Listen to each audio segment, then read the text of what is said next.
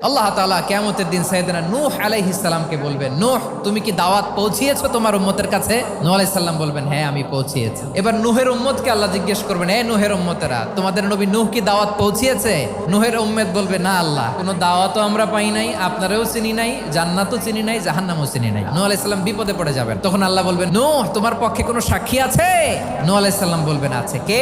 উম্মতে মুহাম্মাদি। তখন আমরা বলবো, আল্লাহ, আল্লাহর নবী নূহ আলাইহিস সালাম তিনি আপনি যা যা বলেছেন ঠিক তা তার উম্মতের কাছে পৌঁছে দিয়েছে। এবার নূহের উম্মতের সাথে আমাদের ঝগড়া লাগবে। তারা বলবে, তোমরা আসছো আমাদের হাজার হাজার বছর পরে, তোমরা কি করে জানলা? তোমাদের সাক্ষী ধর্তব্য হবে না? আমরা তখন বলবো, আমাদের কোরআনে তোমাদের নবীর নামে আল্লাহ তাআলা একটা সূরা নাজিল করেছেন, সূরাতে নূহ। দিন রাত এক করে তোমাদের কাছে তিনি দাওয়াত পৌঁছেছেন, সব আমরা জানি। আমরা যখন বলবো এই কথা, নূহের উম্মত চুপসে যাবে। তখন আমরা সত্য বলেছি কিনা এটা আল্লাহ তাআলা জানতে চাইবে বিশ্বনবীর কাছে। তখন বিশ্বনবী আমাদের পক্ষে সাক্ষী দিবেন। আওয়াজ করে বলেন আল্লাহু আকবার।